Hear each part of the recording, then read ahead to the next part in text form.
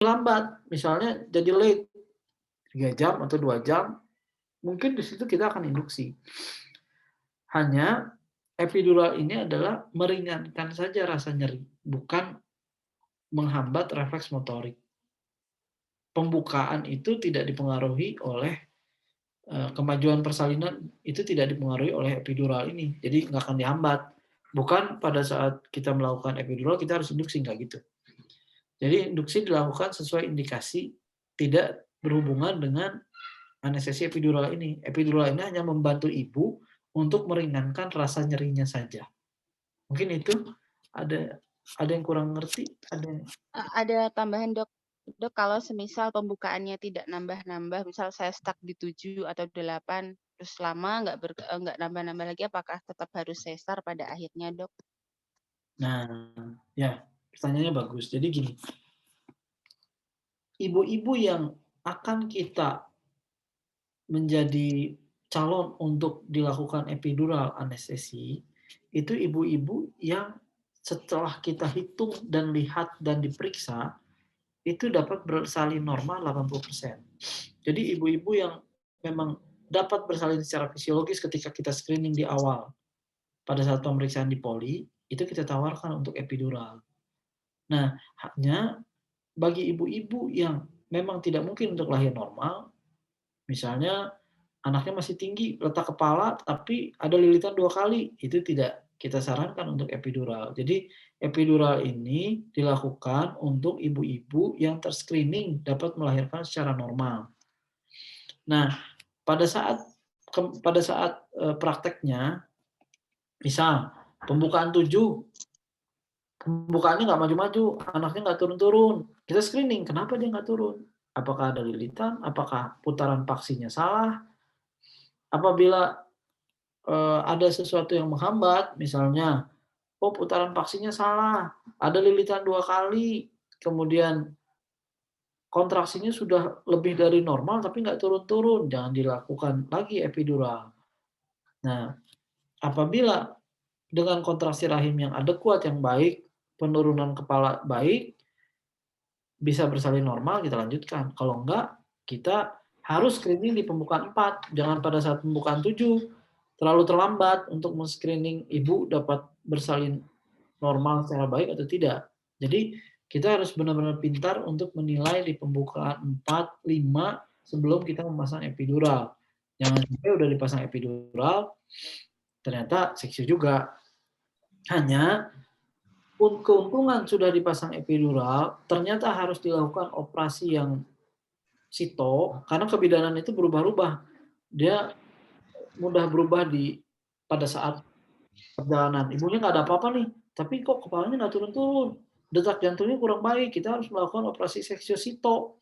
Itu dengan epidural akan lebih cepat penanganan seksionya, karena kita tidak usah memberikan suntikan spinal lagi pada punggung ibu, kita tinggal tambahkan obat saja. Dosis obatnya langsung dikasih, kemudian langsung kita lakukan seksiosito. Justru lebih aman sebetulnya. Karena alat epiduralnya sudah dipasang di punggung ibu. Lain hal ketika datang pasien, pembukaan 8 dari luar misalkan, dirujuk ke rumah sakit Advent dengan gawat janin, itu butuh persiapan untuk spinal, atau untuk melakukan pembiusan general anestesi. Tapi kalau sudah epidural dipasang, ternyata detak jantungnya kurang baik, untuk melakukan operasi akan lebih cepat, respon time akan lebih cepat. Kita tinggal dorong ke kamar operasi, kemudian sterilisasi, kasih antibiotik, obat ditambahkan dosisnya, kita lakukan operasi segera. Jadi respon time lebih cepat. Jadi untuk epidural ini lebih aman sebetulnya. Terima kasih. Baik, terima kasih semoga menjawab ya. Ya. Berikutnya saya lihat ada yang resen Bapak John Watupongo. Jadi Pak, iya, Bapak John Watupongo, silakan Pak.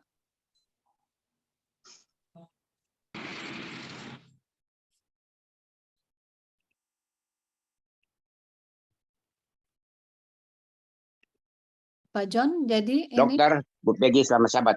sahabat-sahabat ya. Ah, ini suatu apa namanya paparan yang baik sekali ini buat kita ini yang awam, bukan awam tapi bukan spesialis ya. Ya. Nah ini yang saya mau tanyakan begini Pak Dokter, saya cuma mau tanya nih. Ya. Ini epidural anestesi ini ya, itu pembukaan berapa baru kita bisa berikan? Itu pertama ya. Jadi epidural, maaf saya nggak buka kamera karena drop dia kalau buka kamera. Apa silakan Ya, oke. Pak John. Jadi pertanyaan pertama saya adalah anestesi epidural ini pembukaan berapa baru kita bisa berikan ini? Ya. Penasaran banget sih Bapak. Bapak mau buka siapa ini Bapak ini? Oke. Ya. Yang kedua, pertanyaan saya kedua, bagaimanakah epidural ini bisa dilakukan di daerah perifer, misalnya kita di satu puskesmas misalnya yang jauh dari kota dari itu, tapi di situ ada dokter umum yang melakukan situ. Apa ini satu kompetensi untuk dokter umum atau misalnya harus dokter obgyn yang melakukan itu? Terima kasih dokter. Terima kasih. Jadi mungkin pertanyaan kedua dulu yang saya jawab.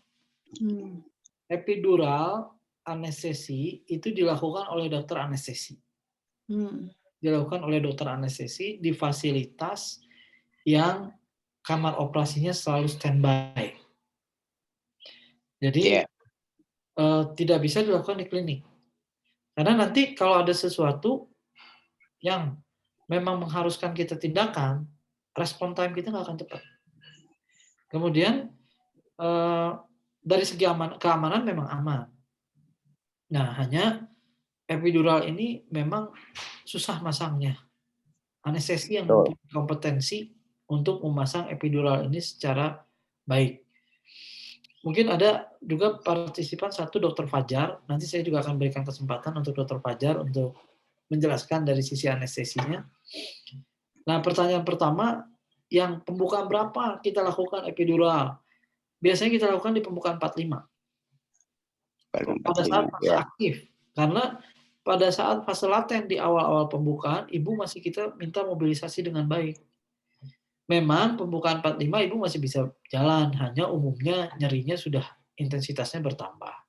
Dengan epidural ini, intensitas nyerinya dapat kita minimalkan. Nah, diharapkan ibu lebih nyaman, kemudian kita sebetulnya epidural ini ada yang kita bilang istilah walking epidural. Jadi ibu masih mungkin untuk jalan ketika alat ini, kateter ini dipasang di punggungnya. Nah, itu mungkin yang bisa saya jelaskan. Baik dok, terima kasih dok. Satu lagi pertanyaan saya dok, kalau bisa. Jadi mobilisasi sesudah persalinan, ya, apakah sama dengan persalinan biasa, persalinan normal, mobilisasinya, atau harus lebih cepat atau lebih lama? Terima kasih. Oke, terima kasih. Jadi epidural ini kan nanti akan dicabut setelah persalinan. Ini kan dipasang kateter di punggung ibu pada saat pembukaan 4. Itu dokter anestesi yang pasang. Kemudian setelah bersalin, setelah dilakukan penjahitan episiotomi, itu dosis obat akan kita hentikan. Nah, dosis obat kita akan hentikan untuk refleks baal pada kaki atau daerah jalan lahir itu berangsur-angsur akan berkurang. Nah, kemudian yang kita harus ingat adalah refleks miksi, refleks berkemih. Ibunya kadang-kadang suka agak telat pipisnya 2-3 jam biasanya. Nah, itu perawat harus mengosongkan kandung kencing karena kan masih ada pengaruh obat anestesi. Hanya itu sebetulnya agak mungkin refleks miksinya agak late, agak late 2 jam gitu setelah bersalin. Selanjutnya sih sama-sama aja. Gitu. Baik dok, terima kasih dok. Ya, terima kasih Pak John, semoga menjawab ya. Oke, pertanyaan selanjutnya tidak ada pertanyaan di kolom chat. Oke, adakah partisipan yang mau bertanya? Nah, nggak ada pertanyaan nih, dokter. Nah. Kalau tidak ada pertanyaan, tadi dokter mau mempersilahkan dokter Fahmi ya? Dokter siapa? Dokter Fajar. Dokter Fajar. Ada dia. ada ya untuk menjelaskan sedikit tentang anestesi ya, Dok? Ya, Ya, sudah bergabung belum Dr. Fajar? coba Dokter Ya, Fajar. selamat sore Dr. Armi. Selamat sore Dr. Fajar. Maaf nih, Ya. saya minta gabungnya mendadak nih. Dokter Nggak ada. Fajar, terima kasih sudah mau bergabung. Ya, Dok, sama-sama. Jadi videonya bisa, Dok? videonya saya off ya, soalnya saya ini kebetulan Oh, memang oke. tadi lagi ada kegiatan. Oke. Terus tiba-tiba Dr. Armi tadi Telepon. bilang kalau bisa ikut partisipasi di acara Oke. ini. Jadi sebenarnya saya udah mengerjakan dengan Dr. Harmi ini udah berapa bulan terakhir ini. Jadi kita udah berapa pasien yang sudah kita lakukan dalam epidural, khususnya epidural anestesi. Jadi disebut ini ILA, intralabel analgesia. Jadi lahiran normal tanpa nyeri yang bisa dilakukan dalam spinal dan juga epidural sebenarnya. Namun kalau kita lakukan dalam spinal anestesi itu kita memiliki banyak kekurangan, keterbatasan yang mana harus dilakukan juga pada fase aktif ya Dr. Hani ya. Ya, pada saat pembukaan 78 biasanya ya kita lakukan itu ya. Ya, benar. Jadi lebih nyaman, lebih lama durasinya, maka kita pilih untuk lakukan dari awal untuk sebelum fase aktif jadi fase latennya, jadi kita lakukan epidural anestesi. Jadi untuk tindakannya ini sendiri sudah sering kita lakukan kalau bagi dokter-dokter anestesi ya. Cuman untuk lahiran normal ini ada pasien yang mau, ada yang tidak gitu. Tapi justru beberapa review yang kita terima pada pasien-pasien terakhir yang kita lakukan epidural anestesi ini, mereka sangat-sangat senang sekali. Bahkan yang saya terakhir itu, dua terakhir itu, dia bahkan bisa makan sambil 1 jam sebelum dia lahiran. Dia masih bisa makan nasi goreng katanya gitu. Jadi sebelum lahiran dia pun masih bisa aktivitas yang lain gitu. Artinya ini memang sangat-sangat memudahkan, memberikan bantuan dan meminimalisir terjadi nyeri pada pasien-pasien yang akan dilakukan persalinan normal. Tindakannya itu sama seperti spinal, namun kita akan memberikan pada ruang epidural pemasangan kateter, sehingga obatnya yang kita berikan anestesi lokalnya itu bisa kita lakukan secara kontinu ataupun terus-menerus. Dosis yang kita berikan tidak sama dengan dosis anestesi, dosis operasi. Jadi dosisnya itu kita turunkan supaya yang kita harapkan itu blokadenya itu hanya terjadi pada sensorik, tidak terjadi pada motorik ataupun sampai ke otonom gitu. Jadi hanya terjadi pada sensorik. Jadi kita harapkan pasien masih bisa melakukan melakukan persalinan normal dengan tanpa nyeri sama sekali. Pasien masih bisa merasakannya tapi tidak merasakan nyeri. Jadi biasanya kita lakukan pada daerah lumbal, tusukan epiduralnya, pemasangan kateter, lalu kita sambungkan ke syringe pump, yang mana kita jalankan terus-menerus sampai dengan pasien lahir. Gitu. Itu mungkin tambahan dari saya. Terima kasih Dr. Fajar. Ya, Terima kasih. Terima kasih Dokter Fajar. Wah, luar biasa ya, 1 jam sebelum melahirkan masih bisa makan. Ya. Dan ini mungkin adalah satu kabar baik ya buat ibu-ibu yang takut melahirkan karena katanya sakit, taruhan nyawa, ya enggak, Dok? Ya. Nah, sering kan dibilang gitu kan, taruhan nyawa nih kalau ibu-ibu lagi melahirkan. Benar ya, Dok? Betul. Betul. Karena nyerinya sangat luar biasa. Hanya memang penggunaan epidural ini juga harus kita hati-hati menilai kontraksi, hati-hati menilai detak jantung anak. Kita harus hati-hati dan kita harus benar-benar melihat partograf. Kita bilang biasanya partograf pada saat persalinan. Partograf itu grafik yang menilai kemajuan persalinan dan penurunan kepala serta detak jantung anak. Itu kita benar-benar harus pasti itu. Maka personil yang mengerjakan epidural analgesi pada persalinan normal harus benar-benar sudah menguasai apa yang sudah biasa kita lakukan gitu. Jangan baru kita lakukan, kemudian kita pakai epidural, ternyata kontraksinya sangat kuat. Itu bahaya buat jantung anaknya. Kemudian kan ibunya nggak merasakan sakit nih, kontraksinya lebih dari 4 kali. Itu harus benar-benar kita nilai, petugas yang di lapangan itu benar-benar harus kita jeli ngelihat itu. Observasinya harus benar. Tapi saya udah lakukan di Advent kemarin-kemarin, dan bidan-bidan sudah cukup baik sebetulnya untuk menilai dan menggunakan partograf ini. Maka tadi jangan digunakan di klinik karena agak berbahaya. Lebih aman di fasilitas kesehatan yang memang OK-nya standby, kamar operasinya standby. Jadi kalau ada apa-apa kita langsung. Bukan berarti epidural itu kurang baik, justru epidural itu baik. Hanya observasinya yang hati-hati. Karena ibu nggak bisa merasakan nyeri. Iya. Nggak bisa merasakan nyeri, ternyata intensitas kontraksinya lebih yang seharusnya. Misalnya pembukaan 5, dia intensitas kontraksinya lebih tinggi daripada itu, namanya uterus hipertonik. Kalau pada yang tanpa epidural kan ibu sudah mengeluh, sakit sekali misalnya. Kontrasnya sering sekali. Kalau ini kan loss itu. Nah itu yang harus hati-hati. Jadi kita sebagai dokternya harus benar-benar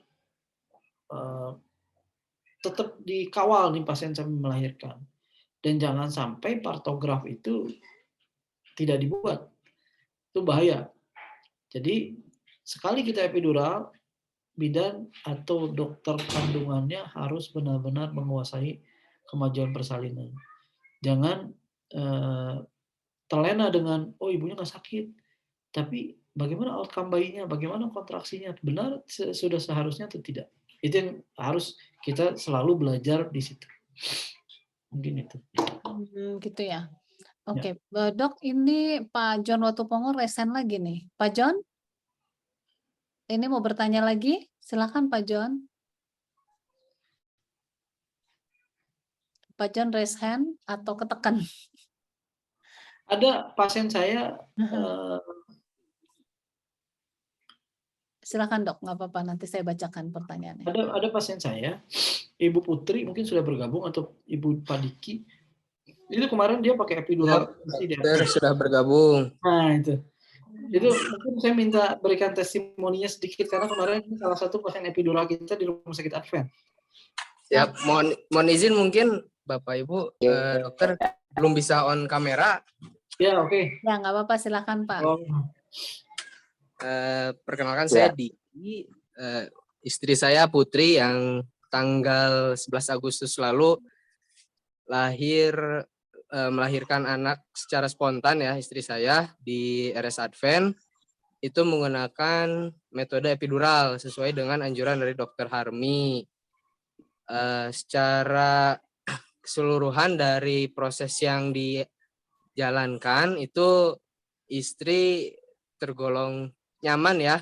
Jadi mungkin sedikit cerita dulu, masa kontraksi istri itu lebih kurang sekitar 1 hari lebih ya, sekitar 36 jam. Nah itu kontraksinya cenderung berulang dan istri juga sangat merasa kesakitan. Akhirnya karena dari Dr. Harmi menganjurkan untuk melakukan proses epidural itu, ditindaklah istri dengan metode epidural yang dibantu dengan Dr. Fajar ya. Nah, selama proses penggunaan epidural itu kontraksinya berkurang tuh. Jadi kalau yang disampaikan ke kami itu menghilangkan ini ya, sensorik ya, menghilangkan rasa nyerinya ya, tapi tetap masih bisa ngeden ya kalau kata dokter tuh. Nah, Jadi istri pun kontraksinya mungkin berkurang dan bisa beristirahat juga, bisa sampai dengan tidur, sampai akhirnya mungkin dicek pembukaan oleh Bu Bidan ya. Kebetulan waktu itu dengan Bidan Mala juga dan Bidan Trisa dicek sampai dengan pembukaan 10 memang ketika dilakukan metode epidural itu di pembukaan sekitar 4. Ya. Itu sampai dengan 10 itu sering dicek oleh Bu Bidan karena memang nggak kerasa ya kontraksinya. Akhirnya setiap 2 jam dicek dan ketika sudah memasuki pembukaan 10 itu yang saya lihat sih dosis epiduralnya itu dikurangi ya dokter ya. Ya, Dikurangi, akhirnya mulai terasa mulas lagi, istri itu kontraksinya ada lagi, bisa dengan melahirkan secara spontan sampai dengan lancar, sampai dengan selesai, itu sampai dengan akhirnya setelah proses melahirkan, epiduralnya memang masih terpasang, cuma dosisnya dikurangi. Nah, ketika lebih kurang 4 jam setelah proses melahirkan, baru dilepas ya epiduralnya oleh dokter Fajar. Secara keseluruhan sih istri dan saya juga terbantu ya dengan adanya metode ini gitu. Jadi istri juga nggak merasakan nyeri yang berlebih gitu. Jadi masih bisa dijalani lah gitu. Mungkin seperti itu dokter. Jadi ya kalau kami berterima kasih juga nih atas rekomendasi dokter Harmi untuk metode epidural yang kemarin sempat dijalankan oleh kami. Iya. Terima kasih, Pak. Terima kasih Pak Diki. Wah, Ya. luar biasa. Iya. Dok, ini jarang-jarang loh suami yang detail seperti ini Ya, melihat. detail sekali karena anak pertama lahir di Advent metode biasa. Kemudian yang kedua dia lahir di Advent juga. Dia memang concern sekali ke istrinya nih. Luar biasa ya, dia tahu ya detail ya. Detail sekali karena dia nunggu dari awal sampai akhir. Wow, luar biasa nih suami seperti ini nih. Bangga juga ya istri Ibu Putri ya. Bu Putri. Ya, istri Bu Putri. Iya, selamat ya Pak Diki, Bu Putri sudah punya. Ya, terima kasih. Mohon maaf ini istri belum bisa bergabung jadi diwakili oleh saya. Nggak apa-apa, sehat-sehat ya Pak. Oke. Terima kasih. Ini ada pertanyaan di kolom chat. Iya. Ini dari M Purba. Dok, kalau menggunakan zat anestesi pada proses melahirkan ada pengaruh terhadap produksi ASI? Oh, nggak ada. Karena ini kita lakukan anestesinya pada lapisan dura mater. Sama seperti seksio pada spinal. Ini nggak ada pengaruh mengenai ASI. ASI tidak dihambat oleh obat-obat anestesi yang masuk melalui tulang belakang itu. Jadi tidak ada pengaruh ya Pak Purba.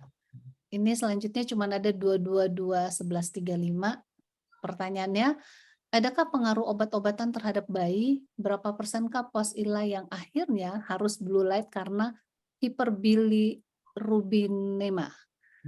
Anemia. Adakah pengaruh jangka panjang bagi bayi, terutama kecerdasannya? Ya, jadi sebetulnya kondisi hiperbilirubinemia atau icteric neonatus kita bilangnya, bayi kuning biasanya, itu tidak dipengaruhi oleh obat anestesi yang kita berikan.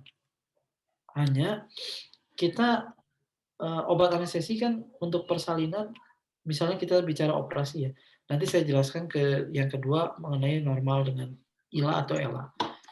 Misalnya anestesi pada saat general anestesi ibunya operasi. Itu yang berbahaya masuk ke janin. Anestesi umum atau general anestesi pada seksio, nah itu langsung masuk transplasental karena diberikan dari pembuluh darah. Itu yang kita takut. Maka sekarang bergeser ke arah spinal dan epidural, obat-obat anestesi yang diberikan melalui tulang belakang. Itu dinilai lebih aman dan masuk ke bayi sangat sedikit sekali. Jadi untuk ini pengaruh obat anestesi bukan ke arah kuning atau ikterik ya, pengaruhnya terhadap asfiksia, proses bernapas setelah bersalin. Ya. Nah, kalau mengenai ikterik itu pengaruhnya lain lagi. Itu biasanya dari golongan darah ibu dan lain-lain. Yang berbeda dengan janin. Jadi tidak ada pengaruh obat anestesi dengan kejadian ikterik neonatus. Kalau Dokter Fajar masih bergabung, mungkin dia juga bisa tambahin dikit. Gimana Dokter Fajar? Ya, benar sekali yang disampaikan Dokter Harmi. Jadi Ya. kalau kita lakukan dalam general anestesi, contohnya operasi sesaria, jadi itu ada kemungkinan sampai ke janinnya, sampai pasien yang jadi asfiksia segala macam itu ada. Nah, makanya kita pada saat kita lakukan general anestesi itu dokter anak yang akan menangkap bayinya juga harus siap sedia lah sebelum kejadian. Jadi jika terjadi asfiksia segala macam itu bisa dibantu oleh dokter anak. Nah, kalau pada pasien dengan regional anestesi itu sangat tidak mungkin untuk terjadi hal-hal yang disebutkan tadi seperti asfiksia dan lain-lain. Karena tidak akan pada lahir sampai dengan pasiennya diberikan obat sampai dengan pasiennya itu tidak akan melalui plasenta, transplasentanya. Gitu. Ya, jadi gitu aja. Jadi dan juga pada pasien-pasien biasanya yang kita lakukan general anestesi itu yang paling kita takuti itu adalah biasanya opioid. Nah, opioid ini golongan seperti fentanyl, morfin dan lain-lain. Nah, itu yang kita takutkan sampai terjadi bradipne dan lain-lain. Nah, kalau obat-obat yang lain itu sepertinya masih aman karena dia tidak melewati transplasenta itu. Gitu. Jadi dia hanya lewat aja sekitar seperti lewat aja dia jadi nggak akan sampai ke si bayinya gitu. Sirkulasinya gitu. Ya. Itu jadi yang kita takutkan itu adalah ketika pasien diberikan opioid pada general anestesi. Namun kalau opioid diberikan pada regional anestesi seperti spinal ataupun epidural itu tidak berbahaya pada bayinya. Itu. Ini Dokter Harmi sehubungan dengan terkait dari judulnya tidak ada rasa nyeri ya, tapi pakai epidural. Pengalaman saya waktu melahirkan terakhir epidural, enak memang nggak sakit, tapi udahannya kalau obatnya udah hilang sakit banget dok. Pakai epidural juga dulu? Iya, tapi udahannya sakit itu dok. Gimana tuh dok? Sesar mungkin ya? Iya, sesar atau lahir normal? Sesar. Itu langsung dihentikan obat epiduralnya setelah lahiran? Hari pertama, hari kedua masih enak. Hari ketiga. Oh, berarti berapa hari itu ya? Sampai beberapa hari ya? Nah, itu jadi dia ada konsentrasi pada obat ini. Jadi konsentrasinya itu yang harus diturunkan sebenarnya. Dia kan epidural ini jalan berdasarkan volume. Jadi dia volumenya tetap aja segitu. Namun yang dikurangi adalah konsentrasinya. Konsentrasi itu apa? Jadi mililiter dalam setiap cc obatnya itu yang diturunkan. Jadi cc-nya itu mah tetap aja dia. Tetap aja. Kalau awal kita kasih misalnya 6 cc, 7 cc, itu tetap aja. Tapi konsentrasinya yang kita turunkan. Jadi dia yang diblokade itu apa? Tujuan kita apa yang kita blokade? Apakah sensoriknya, motorik, ataupun sampai anestesi. Nah, itu semua diblok. Nah, kalau yang epidural ini, seperti yang kita sebutkan tadi, dia hanya memblok sensoriknya aja. Gitu. Cukup sensoriknya aja. Jadi, kita atur dosisnya supaya tidak terblok sampai dengan motoriknya. Kalau udah motorik keblok, biasanya pasien nggak akan bisa gerak kakinya, nyeri, dan itu sama sekali baal, terus jadi pasiennya itu nggak bisa ngerasain apa-apa. Gitu. Tapi kalau misalnya sensoriknya diblok, apalagi diatur konsentrasinya, persennya, itu pasien masih bisa ngerasain kontraksi, masih bisa, tapi dia nggak merasakan nyeri. Jadi permainan yang diatur itu, yang di-adjust adalah konsentrasinya, persentase dari lokal anestesinya itu. Gitu. Oh gitu ya dok. Jadi kalau misalnya panjang nanti Saya tambah sedikit ya. Terus saja sampai pasiennya itu sudah tidak merasakan nyeri, kita hentikan. Contohnya, kalau pasiennya sudah nggak merasakan nyeri, baru kita stop, benar-benar stop. Tapi kalau misalnya pasien masih nyeri, mungkin kita bisa kecilkan si konsentrasi obatnya sampai pasien tidak merasakan nyeri. Mungkin pos operasi hari ketiga. Nah, itu contohnya pada sesar. Tapi kalau biasanya pada pasien-pasien lahiran normal ini, dia udah berapa jam juga dia udah nggak nyeri lagi gitu. Paling nyeri pada luka bekas sayatan episiotominya mungkin. Tapi itu juga tidak terlalu nyeri yang hebat. Skala nyerinya paling juga mungkin 3-4. Oke. Baik, Gitu. Dokter Saya Fajar. tambah Ya, ya. silakan Dokter Harmi tambahkan. Jadi gini, Ibu Peggy kemarin lahir seksio ya? Iya, Seksio yang ya? terakhir ya, anak terakhir. Itu operasinya yang pertama seksio atau kedua, ketiga ini? Seksionnya yang kedua, yang pertama normal. Yang pertama normal. Ya, Mm-mm. ini Ibu. Sebetulnya pertanyaan Ibu ini melatar belakangi kenapa ERAS kita lakukan. Pasien-pasien itu sering mengeluh, "Dok, saya sih operasinya nggak sakit. Udahnya setengah mati saya," katanya.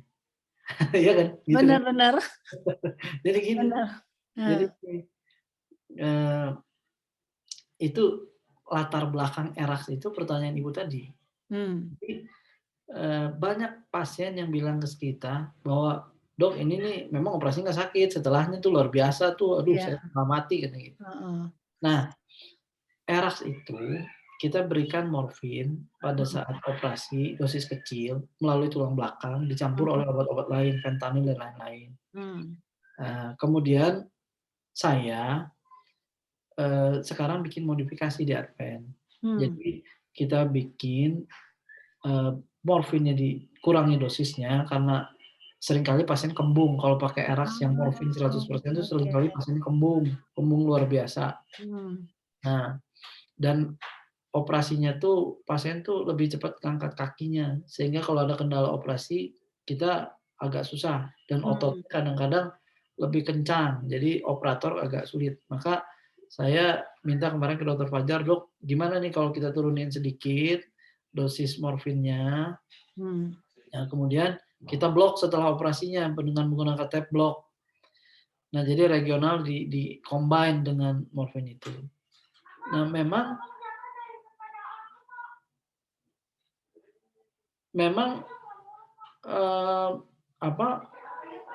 kita ini untuk mengurangi nyerinya tuh kadang-kadang 36 jam pasca seksio baru kita sakit pasiennya.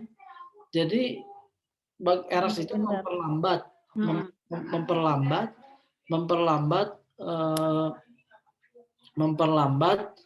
proses nyerinya. Pasien udah mobilisasi duluan, maka hari kedua di mana skala nyerinya sudah berkurang, pasien akan mengalami nyeri yang lebih sedikit dibandingkan tidak menggunakan ERAS karena bertahan lebih lama gitu. Gitu ya. Ya, jadi setelah 36 jam biasanya kita kasih obat reda nyeri yang lain. Jadi multimodal anestesi.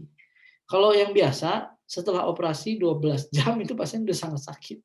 Kita mundurkan rasa nyerinya yang dibarengi dengan mobilisasi lebih cepat sehingga pasien ngerasa lebih fit dan lebih nyaman, skala nyerinya lebih berkurang. Karena 24 jam pasca luka itu sangat nyeri dibandingkan 36 jam atau 48 jam pasca luka. Benar, Dok. Itu. Baik, Dok. Terima kasih untuk keterangannya dan di kolom chat ada pertanyaan dari wah ini mie aja ya. Dok, berapa didimer normal ibu hamil? Di dimer. Di dimer. Di dimer ibu hamil itu normalnya tergantung trimester.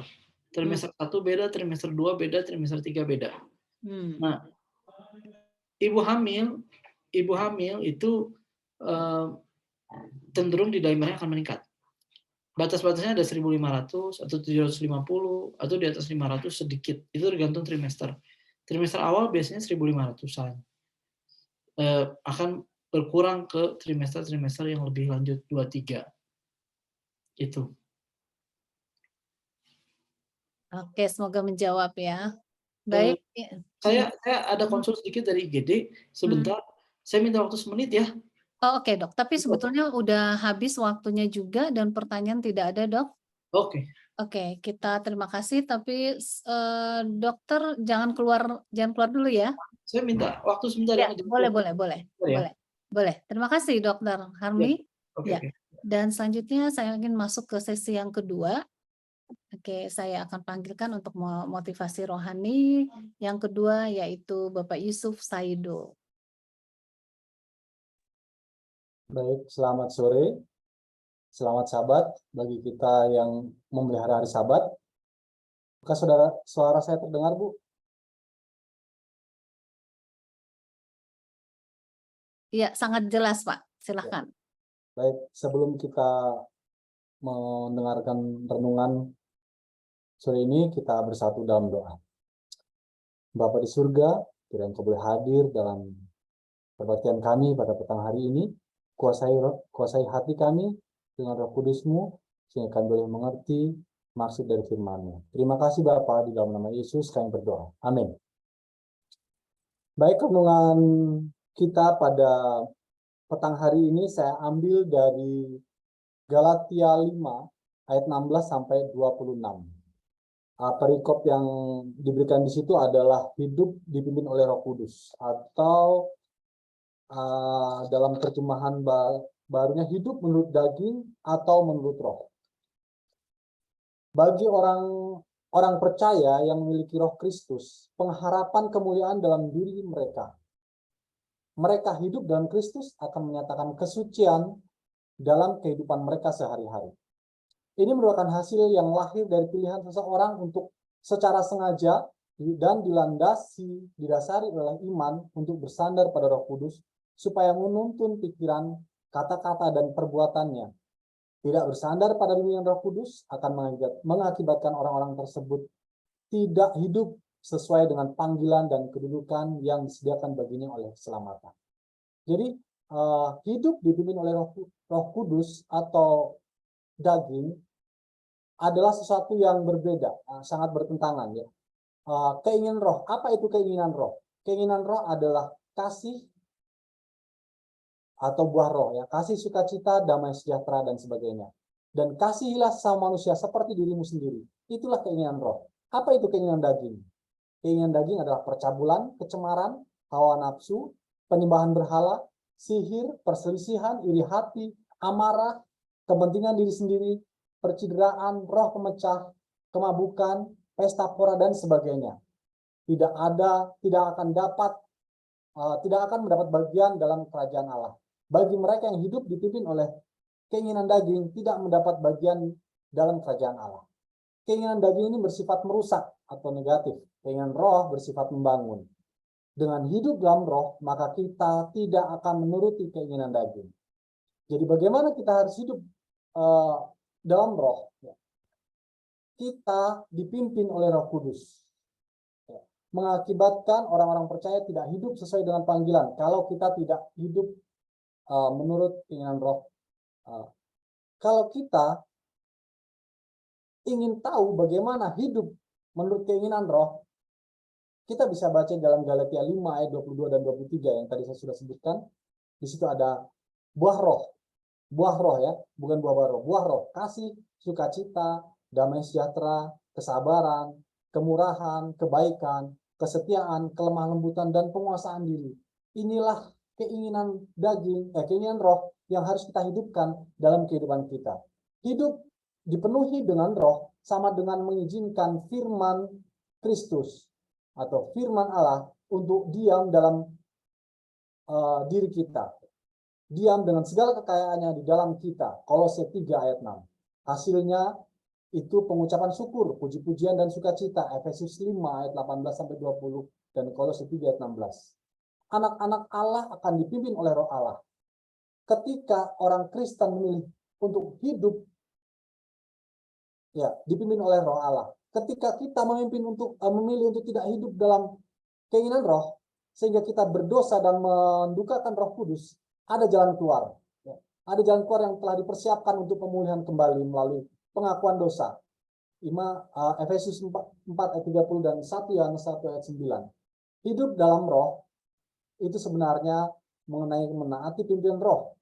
Pada dasarnya itu berarti berjalan bersama roh, mengizinkan Roh Kudus menuntun langkah dan mencocokkan pikiran kita. Dengan hidup dalam roh, maka kita tidak akan menuruti keinginan daging. Jika kita masih menuruti keinginan daging, yaitu tadi apa? Percabulan, kecemaran, hawa nafsu, penyembahan berhala, dan sebagainya, amarah, bahkan kepentingan diri sendiri, berarti kita masih belum hidup dalam pimpinan Roh Kudus. Kita sudah dimerdekakan oleh Kristus dan telah menjadi miliknya. Ya.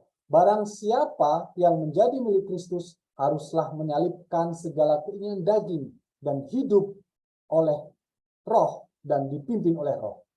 Biarlah kita tidak menjadi angkuh atau gila hormat. Jangan pula kita menjadi saling menentang dan saling mendengki. Kalau kita hidup dipimpin oleh Roh Kudus, secara ringkas, bagaimana kita menerima Kristus dengan iman. Dengan iman pula Dia meminta kita untuk hidup di dalam Dia. Sampai kita diangkat ke surga, sehingga kita mendengar perkataannya. Baiklah, baik sekali.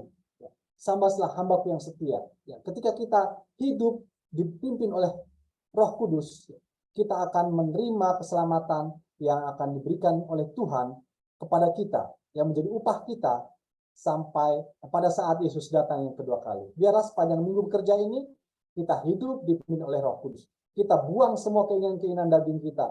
Kita buang segala kecemaran, perjabulan, iri hati, amarah, pesta pora, dan sebagaimana yang telah disebutkan dalam Galatia tadi, bahwa kita harus hidup dengan dalam keinginan roh, dengan dipimpin oleh Roh Kudus, dan kita menghidupkan buah-buah roh. Maka sukacita akan menjadi bagian kita, dan Tuhan memberkati kita. Amin. Amin. Terima kasih. Sekali lagi boleh doa tutup? Baiklah, kita tutup dalam doa. Bapa yang bertahta dalam kerajaan surga, Bapa yang kami sembah, kami lihatkan di dalam nama Yesus Kristus. Pada petang hari ini Bapa kami datang kepadamu. Kami mengucap syukur Bapa untuk berkat yang kami terima. Kami mengucap syukur untuk setiap pemaparan yang disampaikan oleh Dr. Harmi. Biarlah Bapa pemaparan itu boleh menjadi berkat bagi kami dan menjadi kemuliaan bagi nama-Mu. Boleh menolong para ibu-ibu hamil, boleh mendapatkan proses yang lebih baik lagi dalam melahirkan.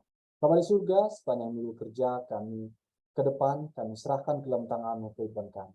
Kiranya Roh Kudus-Mu boleh memimpin kami, memberkati kami sepanjang kehidupan kami. Terima kasih Bapa. Doa ini kami alaskan hanya di dalam nama Yesus yang menjadi Tuhan dan Juru Selamat kami. Amin. Amin. Terima kasih Pak Yusuf untuk motivasi rohaninya. Oke. Baik, saya ingin mengundang kembali Dr. Harmi, Pak Yusuf, mungkin Dr. Fajar boleh bergabung juga. Di sini saya lihat ada Direktur Rumah Sakit Advent Bandung, Dr. Alvin Rantung. Iya, Dr. Alvin Rantung. Ada ya? Tadi saya lihat ada. Apakah masih ada? Ada. Oh, ada. Selamat sahabat, selamat sore. Selamat minggu bekerja. Selamat minggu bekerja, iya. Dr. Alvin, luar biasa kita punya narasumber hari ini. Iya. Harmi, dan tadi ada Dr. Fajar juga. Dr. Fajar, iya. Dan ini tadi kita mendengarkan motivasi rohani dari Pak Yusuf Saido. Silakan Dr. Alvin bisa memberikan kata-kata bahagia bagi semua narasumber kita sore ini. Baik, ya, terima kasih. Kita tentunya bersyukur kepada Tuhan yang Maha Kuasa ya. Kita boleh bertemu walaupun kita berada di tempat yang berbeda-beda.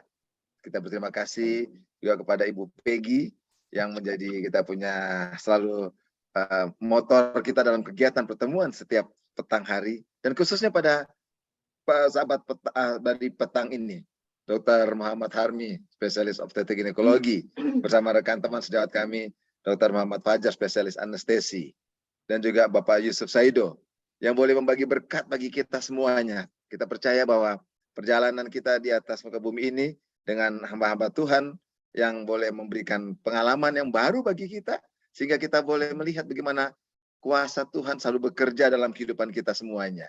Sehingga kita boleh merasakan berkat ini, yang saya percaya kita semua yang terima kasih banyak, saudara-saudara boleh hadir sama-sama kita semuanya, kita boleh bagi berita sukacita ini kepada orang-orang lain. Dan bila mana saudara-saudara membutuhkan pertolongan dan bantuan kami, saya percaya Dr. Harmy, Dr. Fajar, dan semua kita akan siap untuk melayani. Karena kami melayani, tapi Tuhan yang menyembuhkan kita semuanya. Terima kasih Amin. dokter, dan Yusuf, Amin. dan juga Ibu Peggy Ya. Iskandar. Terima kasih Dr. Alvin Rantung, luar biasa hari ini saya merasa berbahagia Dr. Alvin bisa hadir.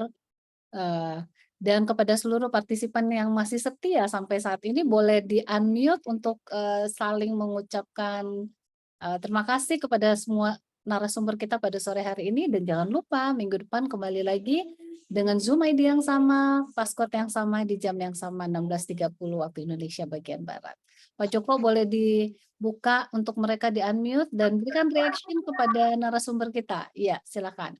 Ini saya mau foto tapi udah tutup kamera nih. Bolehkah kameranya dibuka, kita foto session? Ada yang mau buka kamera? Ya, terima kasih Bu Leni. Ada lagi? Terima kasih Dr. Joyce. Ayo buka kameranya, kita foto session. Ya, terima kasih. Mana lagi nih? Ayo buka kamera. Oke. Siap ya, nggak apa-apa seberapa yang ada ya. Kasih senyum yang paling bagus. 1, 2, 3. Oke. Kalau di Zoom yang kedua, nanti minggu depan saya tampilkan ya. Oke. Iya. Boleh berikan reaction atau di-unmute untuk memberikan terima kasih kepada narasumber kita. Ya, reaction Terima kayak saya. kasih Dr. Harmy. Terima kasih Bu Peggy. Terima kasih. Terima kasih dokter. Terima kasih Dokter Harmy. Oke, Pak Joko 5, 4, 3, 2, 1. Sampai ketemu.